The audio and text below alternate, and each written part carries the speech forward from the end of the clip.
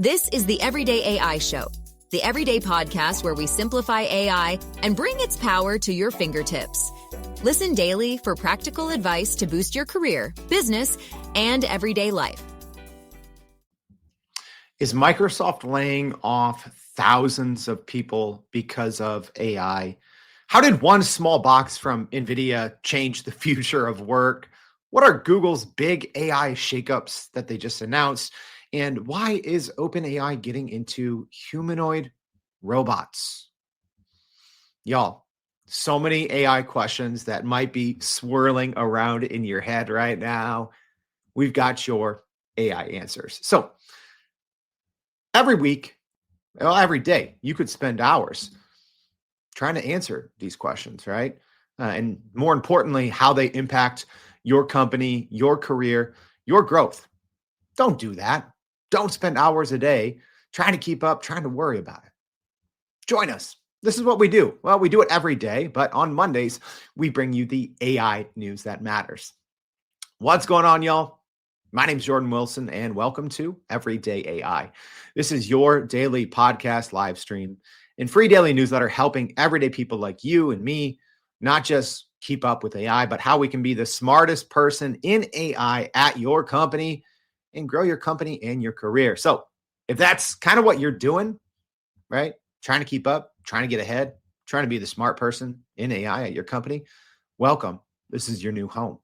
All right. So if you haven't already, please go to youreverydayai.com. There you can sign up for our free daily newsletter. In that daily newsletter, we not only recap each and every podcast / live stream every single Monday through Friday, but we also break down everything that you need to know that's going on in the world of AI in that newsletter. Also on our website, if you didn't already know, there's like 430 some back episodes that you can listen to from some of the smartest people in AI, all sorted by category. So if you care about legal, tech, enterprise, marketing, whatever, go click that category and you can go listen to the world's leading experts dish it all for free on our website. All right. So I'm excited to announce this, though, before we get into the AI news that matters. Next week. All right. So starting January 20th, all week, we got something special for you. So we have our 2025 AI predictions and roadmap series. So 5 straight days, 5 banger episodes. Y'all, I can't tell you how excited I am for this. So I did this last year. I did it in December, actually, with kind of our 2024 AI predictions. And I was still getting people reaching out in October, November, 9 to 10 months after the episodes, saying how helpful it was. So what we decided to do was go even more in depth, double down on not just predictions, right? That's not necessarily what this is about, but really the roadmap and how you can plan and make use of all of these predictions. So we're going to be doing 25 of these and just 5 a day. Quick shows, we're going to keep them. They're not going to be an hour long for those of you that, are out walking your dog or on the treadmill listening to this show. So they should be fast, action-packed. I cannot wait. So mark your calendars right now. If you're a listener of the podcast, make sure you listen to every single one. So that's next week, starting Monday, January 20th, through Friday, January 24th. Keep an eye out for that. All right, enough chit chat. Let's get into the AI news that matters for January 13th for this week. And hey, live stream audience, thank you all for tuning in. Michael joining on YouTube, Brian, Jackie, Christopher, Zolfia, Gene, Joe, Michael, big crew today. Tim, let's go. Michael says, all right, let's do it. So NVIDIA. All right. Going to have a lot of that today. So while OpenAI and Google had a straight up slugfest in December that ultimately is going to change the way we work, NVIDIA said, all right, y'all, hold my AI beer. And NVIDIA straight up went to town during their CEO, Jensen Huang's keynote address at the CES, so the Consumer Electronics Show conference in Las Vegas. So this is Now it seems like old news, but it happened on Monday night after our last AI News That Matters. So we've been covering a lot of this in our newsletter, but we have to bring it to you on our AI News That Matters show because it's a lot of AI news that matters. Some a little dorky, some not so much. So first, let's talk GPUs. All right. This is, if you didn't know, GPUs is what makes everything go round in this AI world, right? So the big companies, right, that are, running your AI chatbot or running whatever AI your company's using, they're using GPUs. And then people locally, right? Like if you want to run local models, if you want to have the best tech, the best hardware on your computer to take advantage of this AI, you probably need one of NVIDIA's GPUs, actually. So NVIDIA unveiled its highly anticipated RTX 50 series GPUs at the CES keynote. So the new lineup includes the RTX 5090, RTX 5080, the 5070, and prices starting at $549 for the base new GPU. All right, so these GPUs boast pretty impressive speed increases, promising to double the performance of their predecessor thanks to some updated technology like DLSS4. So the series introduces a more compact design, making high-performance GPUs accessible also for smaller PCs. So NVIDIA is extending its RTX 50 series to laptops. Yes, you don't have to have a big at-home box, and that's the availability for that is beginning in March. So basically, it's this: their new $549 RTX 50 series GPU. $550. Wild, because it offers pretty much the same performance as their previous NVIDIA 4090 GPU, which was $1,600. All right, you might be wondering, like, okay, how is that even possible? Well, I don't know. NVIDIA's some sort of, I don't know, a bunch of wizards running around there.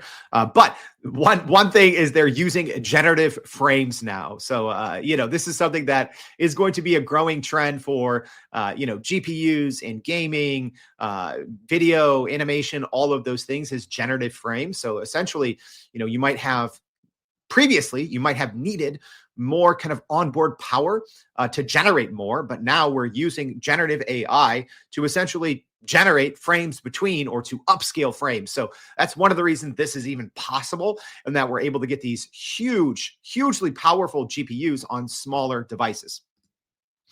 A lot of NVIDIA digits.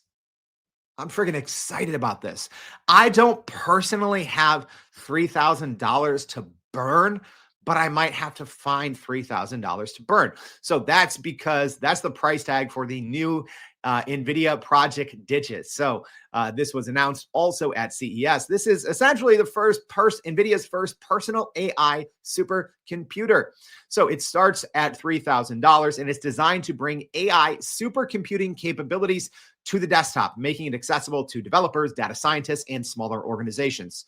So the new device is powered by NVIDIA's GB10, which is its new Grace Blackwell super chip, combining a powerful Blackwell GPU with a 20-core Grace CPU. All right, so essentially a bunch of crazy hardware tech all in one box. 128 gig of memory if you're a dork like me and care about those things.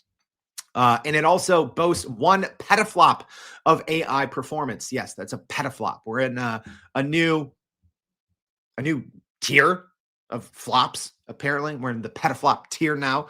So this essentially allows users to handle complex AI tasks and large language models locally. That's the big thing here, that were previously limited to larger supercomputers. So yeah, you put together, like, as an example, 2 of these things, because you can chain them, interconnect them, and you can run, as an example, like Llama 405B.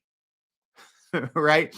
A 405 billion parameter model. In theory, on one of these, you could run GPT-4o. Yeah, let me repeat that. On one of these, in theory, you could run GPT-4o. Probably one of the world's top 2, top 3 most powerful large language models. Obviously, you can't download a proprietary model like OpenAI's GPT-4o. But what this means is largest. I don't think large language models, especially open source ones, are getting larger. They're actually getting smaller. So there will be no large language model, open one, that you cannot run on this first version of digits. And this is going to be the worst this thing is ever going to be. In a year or two, it's going to be cheaper. It's going to be more powerful, but that's what this signifies. This changes how we work. Here's something important to know as well that I think a lot of people are overlooking, because right now, yes, Project Digits can function as a standalone Linux-based workstation. So yeah, you can, plug in a keyboard and a mouse and all that stuff. But it can also connect to a different primary computer for additional AI computing power for your current machine. So you don't have to be running on NVIDIA's kind of Linux-powered operating system. You can hook it up to your computer, your company's computers, whatever, and it can run alongside any Windows or Mac computer. So if you are running it just as its own computer, it runs on NVIDIA's DGX operating system, which, like I said, is Linux-based, but it can operate and extend your current Mac or PC system. That's the thing that people are kind of overlooking. But y'all, think of this. I talk about AI every day. Yeah, I'm a big NVIDIA fan, all right? I told y'all like 2 years ago, when hardly no one had heard of NVIDIA, I said they're the most important company in the world no one's ever heard of, right? And they've obviously risen to prominence. And at times, they're usually top 3, but at times they were the number 1 biggest company in the world by market cap. Went from relatively unknown to biggest company in the world. I told y'all that was going to happen. All right.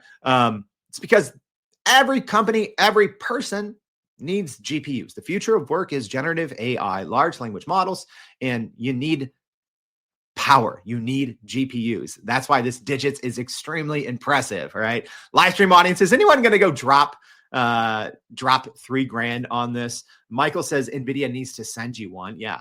Hey, friends at NVIDIA, I know a couple of you are listening. Yeah. You have my address. Go ahead and send me one. I'll review it on the show. But it's wild. It's how do I even, do you understand this? Right? 2, 3, 4 years ago, no one would have thought this is possible. To run, in theory, it has the capability to run the world's most powerful large language models locally. So then you don't have to worry as much about data security, sending everything to the cloud, extended inference times, because you're running everything on your own machine, right? I think even as edge AI or on-device AI was more of a trending topic a year and a half ago, 2 years ago, maybe, we were talking about small language models, right? We were talking about the mini versions. Now we have the capability in the future, at least open source models that you can download, right? So when we talk about Meta's Llama or NVIDIA's Nemotron, which we're going to be talking about here, running it locally. Wow. All right. More NVIDIA news, Cosmos. So NVIDIA has unveiled Cosmos. All right. So that is designed to enhance capabilities in humanoids, industrial robots, and self-driving cars. So according to NVIDIA, Cosmos is capable of generating images and 3D models of the physical world, unlike language models that focus more on text generation. Jensen Huang in his keynote, which if you haven't listened to the keynote yet, I highly recommend you do if you want to know where AI is going and AI is heading. So he was talking about this, demonstrating Cosmos's use in simulating warehouse activities, showcasing its training on 20 million hours of real world footage. Let me say that again. Cosmos was trained on 20 million hours of real world footage. Wow. All right. So the goal of Cosmos is to enable AI to better understand and interact with the physical world more effectively, rather than just creating content. So companies like Agility, Figure AI, Uber, Wave, and all these others are already employing Cosmos to advance their robotics and autonomous vehicles technology.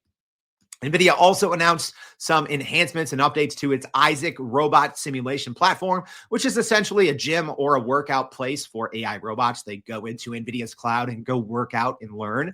So that will now help robots better learn tasks more efficiently by generating synthetic data from limited examples. So the introduction of Cosmos and updates to Isaac are expected to appeal to businesses aiming to develop and deploy humanoid robots in various settings. Yeah. We're going to be hearing a lot about humanoid robots in the very near future.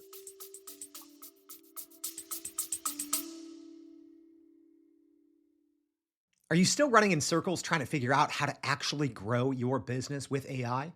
Maybe your company has been tinkering with large language models for a year or more, but can't really get traction to find ROI on Gen AI. Hey, this is Jordan Wilson, host of this very podcast. Companies like Adobe, Microsoft, and NVIDIA have partnered with us because they trust our expertise in educating the masses around generative AI to get ahead. And some of the most innovative companies in the country hire us to help with their AI strategy and to train hundreds of their employees on how to use Gen AI. So whether you're looking for ChatGPT training for thousands or just need help building your front-end AI strategy, you can partner with us too, just like some of the biggest companies in the world do. Go to youreverydayai.com/partner to get in contact with our team, or you can just click on the partner section of our website. We'll help you stop running in those AI circles and help get your team ahead and build a straight path to ROI on Gen AI.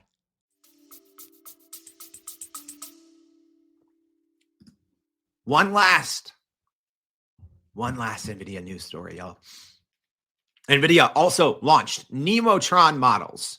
So they unveiled their new Nemotron large language family of models. All right. So previously, NVIDIA essentially sent out a blog post when they kind of announced or unveiled their one variation of Nemotron, but now it got super official at CES. It's a whole family now. So Nemotron, which you're going to be hearing a lot more about, is built on Meta's Llama foundation models. All right. So these large language models are designed to power robust enterprise grade AI solutions. So Jensen Huang highlighted the transformative potential of these new models in software coding, predicting that AI assistants will become essentially the same thing as coding, right? So I'll leave. Well, actually, I have another news story on that later, so I won't give too much of my hot take on that now. So the Llama Nemotron models are available in small, medium, and large sizes, suitable for deployment on PCs, edge devices, and cloud environments. So why is NVIDIA doing this? Why are they essentially forking Meta's Llama models? Well, they're really trying to get even more of a hold in enterprise AI, right? You know, they had their chat with RTX platform, which I think was good, but you had to have only a specific GPU on your computer to run it, and it was somewhat limited. So by essentially NVIDIA saying they're going all in on forking Meta's Llama, but I think it's smart because they can now more quickly enter the enterprise AI space with powerful tools customized for businesses' needs. And if you follow things like, I don't know, model rankings, benchmarks, right? Actually, Meta's Nemotron, originally, their first variation of it, kind of ranked or scored higher than the model it was based off, right? So all the smart engineers over there in the San Jose area in California somehow whipped up a better version of Llama themselves. Also, this boosts demand for their hardware. So these AI models, especially the medium and large one, require significant computational power to run effectively. So businesses using Llama Nemotron will likely need NVIDIA's GPUs, right? Or as an example, their new digits, right? So smart here, NVIDIA really doubling down on their investment on this open It's not truly open source, but open source-esque variation of Llama. I do expect once we get benchmarks, I expect some pretty impressive benchmarks.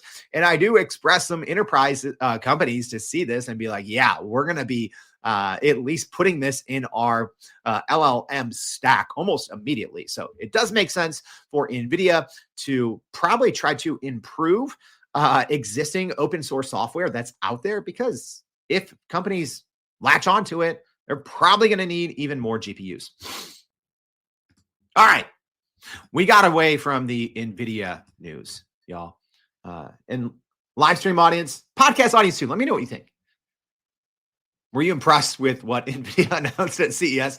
The thing I'm more shocked by, if I'm being honest, they're going to be doing this. NVIDIA is going to be doing this all again in like 3 months at their GTC conference, which I attended last year. I may or may not attend this year. We'll see how things go with my schedule. But the fact that they're probably going to be announcing a slew of new updates in like 3 months, I don't comprehend how they can innovate this quickly.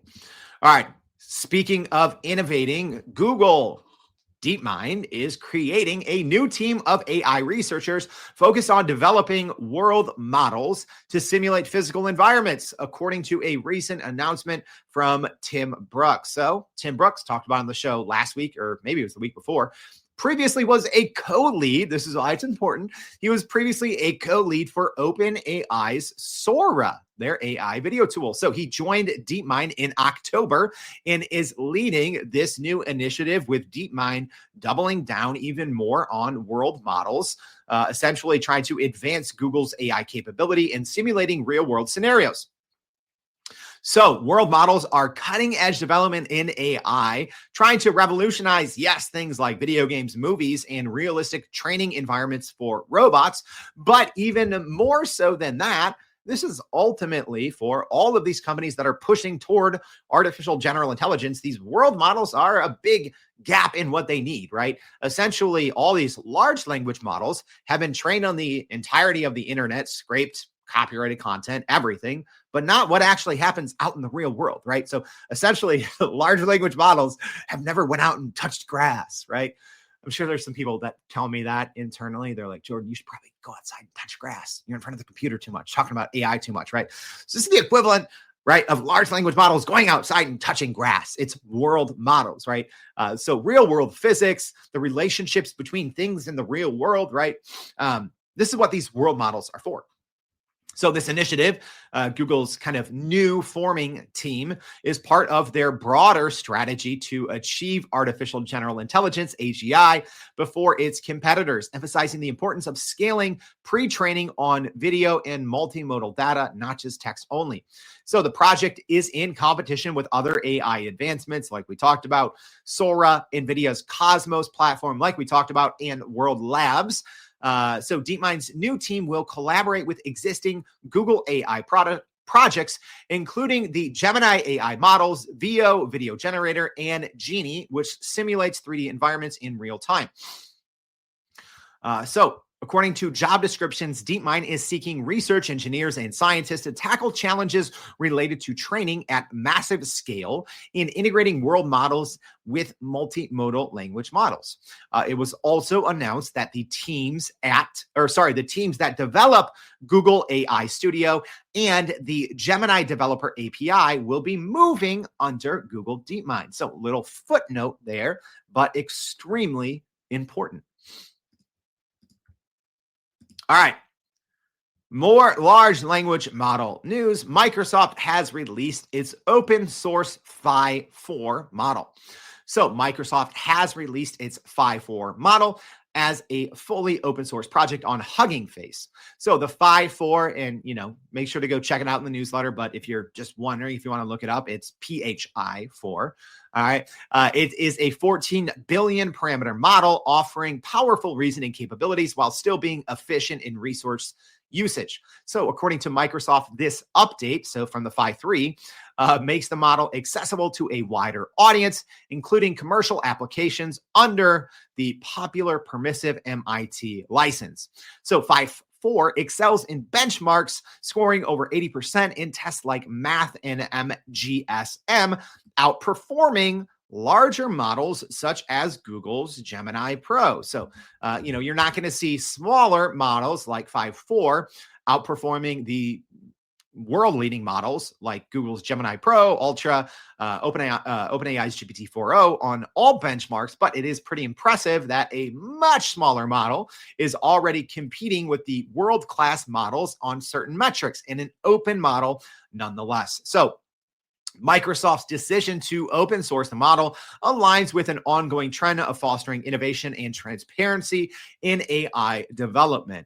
So the move could impact the AI landscape, right, by making advanced AI capabilities more accessible to organizations with more limited resources. Joe says, can't wait to get my hands on 5.4 to test. It is available now. We'll be leaving the link in our newsletter. You have to have a pretty powerful setup right now to run it locally, but it is available.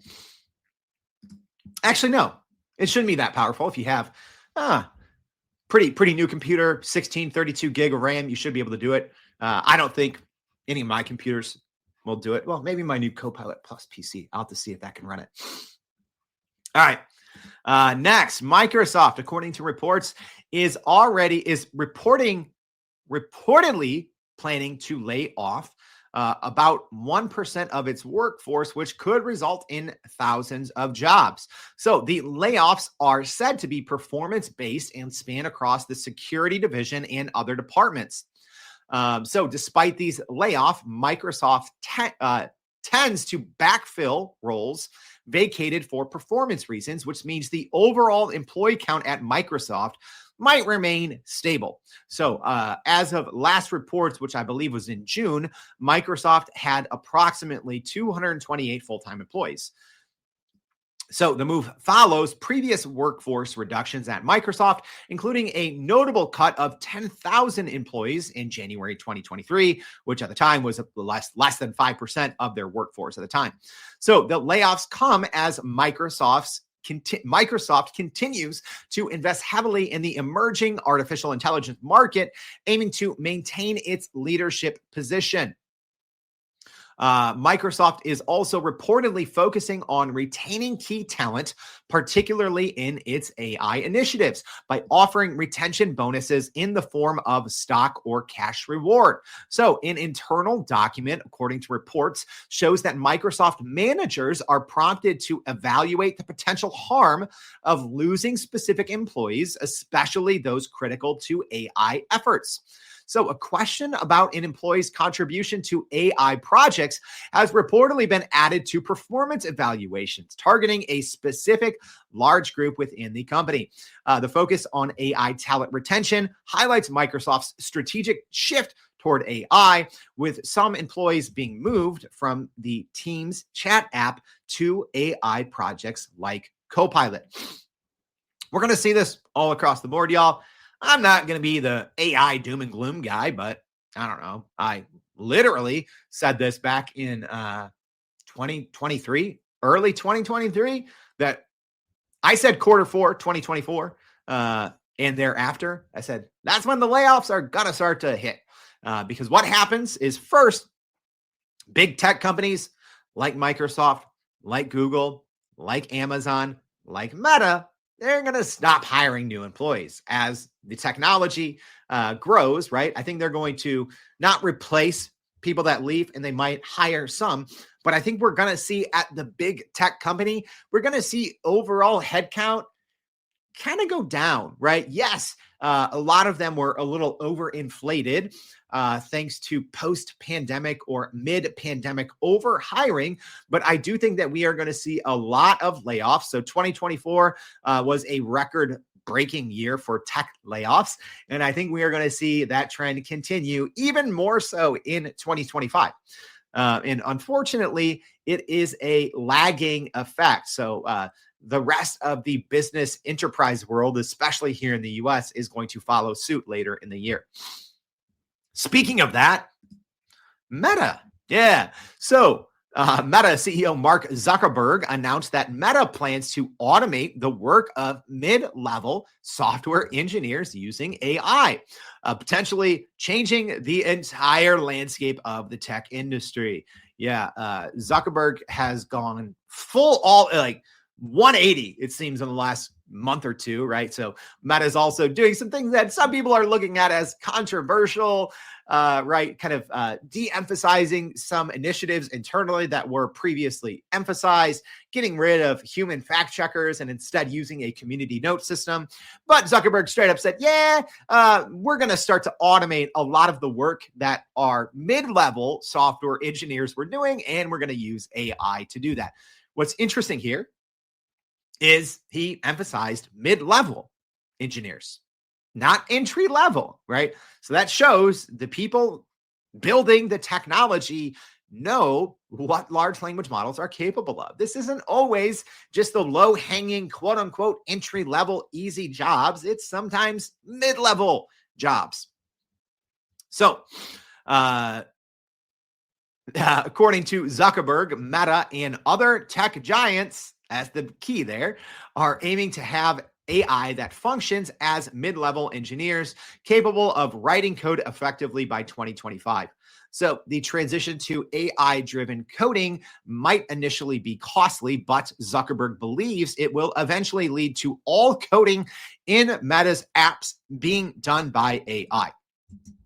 Currently, mid-level software engineers at Meta earn close to mid-six figures, not close to six figures, close to mid-six figures. That means most of them are earning about $500,000 a year.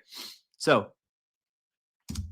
interesting, right? And I do think as we see, it's just a wind of change that we've seen in the coding space, right? I actually think it was NVIDIA CEO Jensen Huang that kind of started this conversation last year, saying like, hey, yeah, I wouldn't teach kids how to code, right? And everyone's like, whoa, what do you mean, right? Shouldn't everyone learn how to code? Isn't coding becoming more accessible, right? And it's like, yeah, but it's also becoming natural language, right? You can literally code an app, quote unquote, code an app without knowing anything about code.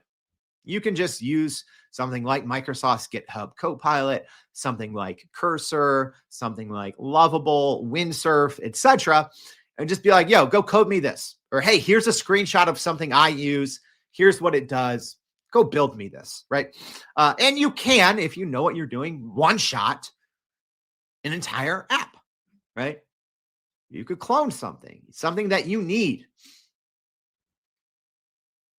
That's the future, right? And I know I've been saying it for a while. Some of the, tech leaders have been saying it for a while, but I think we have to actually pay attention here. When we get official and companies and leaders at these companies are literally saying, yeah, AI is going to be doing most of our coding, even at a kind of mid-engineer level, right? Not just entry-level stuff. Michael saying, I've used Replit and it's incredibly simple and intuitive. Dennis says, as Gardner predicted in recent trend reports, you will begin to see knowledge workers unionize. Yeah, I do think that's coming, Dennis. And I think we're going to have an AI researcher from Gartner on the show here in the coming weeks, FYI. All right. OpenAI. Going back all in on robotics. So we talked about initial rumors on the show a couple of weeks ago, but now OpenAI has made those rumors official and has announced the revival of its robotics department, aiming to develop a general purpose, adaptive, and versatile robotic fleet. So, according to a social media post by OpenAI's hardware director, the company plans to create robots with a custom sensor suite and AI models developed internally. So, job listings reveal that OpenAI's robotics team will focus on integrating cutting-edge hardware and software to explore various robotic form factors. The company is looking to employ contract workers to test robotic prototypes, suggesting the potential inclusion of robots with limbs. Yay. I don't know. I'm weird. I don't really want a bunch of AI humanoid robots, but it doesn't matter if any of us want them or not. They're clearly coming. So OpenAI has explored building humanoid robots with aspirations for full-scale production in the future. The robotics sector, obviously been booming recently and has seen some significant investments, raising over $6.4 billion from VC firms last year, highlighting the growing interest in robotics technology. So companies like X1 and Figure, backed by OpenAI, NVIDIA, and just about everyone else, are working on creating humanoid robots, though the challenges remain significant. And, AI, not a new sector. Robotics, not a new sector. Autonomous, humanoids, not a new sector.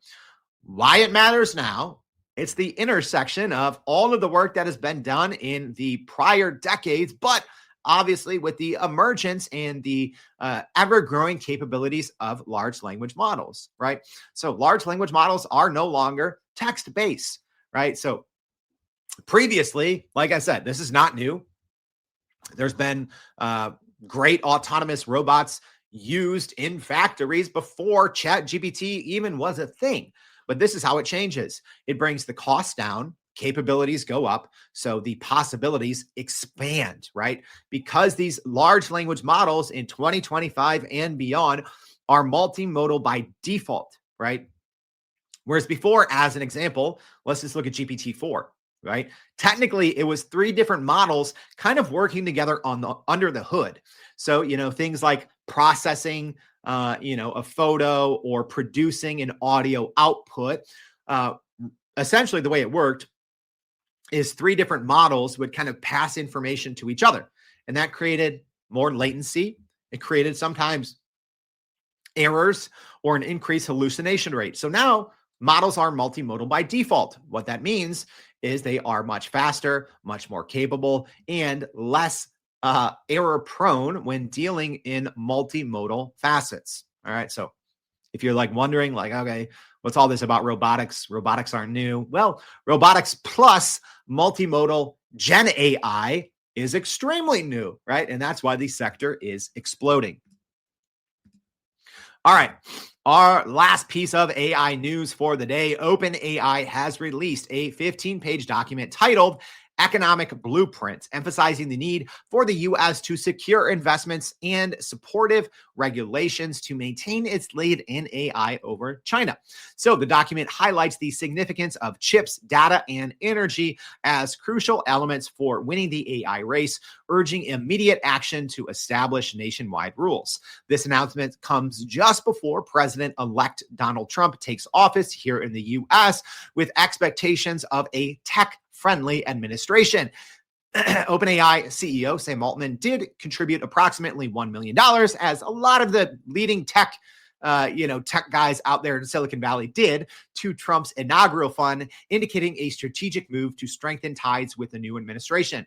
So the blueprint, which we will be linking to in our free daily newsletter, warns that an estimated $175 billion in global funds are ready for AI investments, which could potentially flow to China if not attracted by the U.S., therefore increasing China's global influence.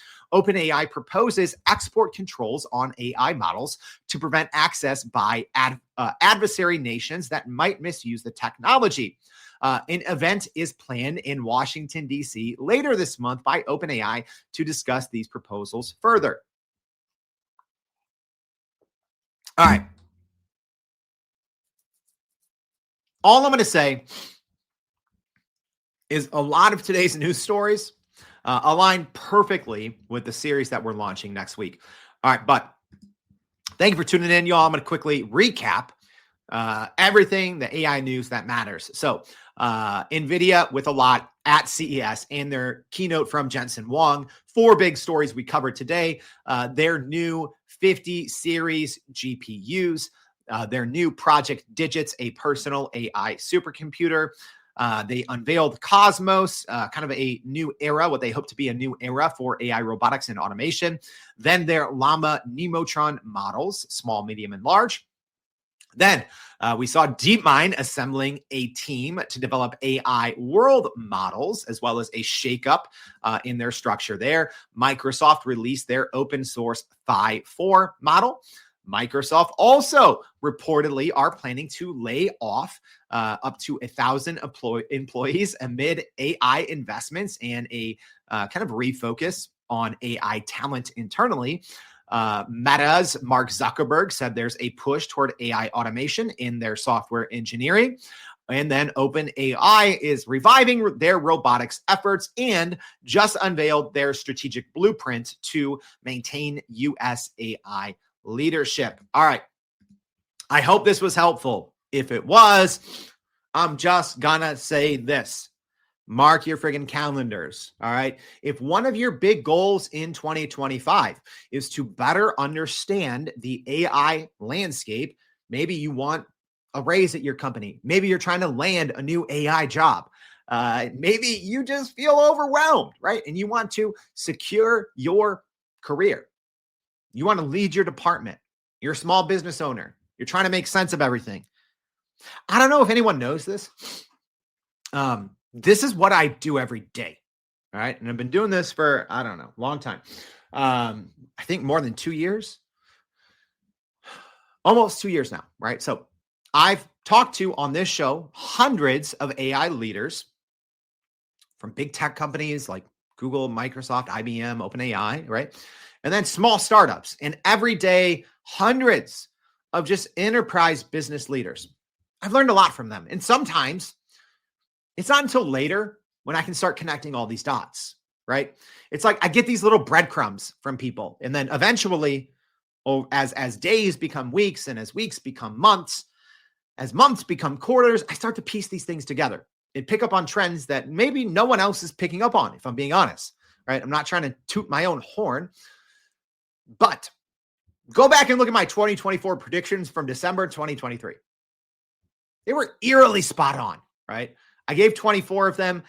Depending on how you look at it, about 21 of them technically came true or didn't go false. Maybe I was slightly off on one. I said we would have more AI agents in 2024 than humans. Although we got a lot of reports that even single people had tens of thousands of AI agents. We didn't see like an official number, but for the most part, did a very good job of predicting what 2024 would look like. All right. And I literally had people reaching out in September, October, November who had just listened to that episode and said, this changes my perspective on everything. And all of a sudden, I am understanding things at a much higher level and telling me the impact that has had on their career or their company. So 2025, I'm changing it. 5 episodes. You need to tune in. I don't say that a lot, right? More or less, I literally tell people all the time. People will reach out and they're like, oh, Jordan, I listen to the show every day. I'm like, why? Right? I made this. Maybe you tune in, 2 or 3 times a week, maybe 2 or 3 times a month, and that's okay. I never say you need to listen to every single episode. No, listen when you want. Listen when something catches your eye. All of you, if you're listening to this right now, do not miss a single episode, period. I'm going to say that. All right. If you want to get ahead in 2025, literally we are laying out the blueprint for you, the roadmap for you based on hundreds of conversations, thousands of hours of research. We're laying it all out for you. So I hope this was helpful. If so, tell someone about it. If you're listening on the podcast, make sure to subscribe so you don't miss our new series launching January 20th. Please leave us a rating if you find it helpful. If you're on social media, tag someone that needs to hear this, repost this to your network. We'd super appreciate it. Thank you for tuning in. Hope to see you back tomorrow and every day for more Everyday AI. Thanks, y'all. And that's a wrap for today's edition of Everyday AI. Thanks for joining us. If you enjoyed this episode, please subscribe and leave us a rating. It helps keep us going. For a little more AI magic, visit youreverydayai.com and sign up to our daily newsletter so you don't get left behind. Go break some barriers, and we'll see you next time.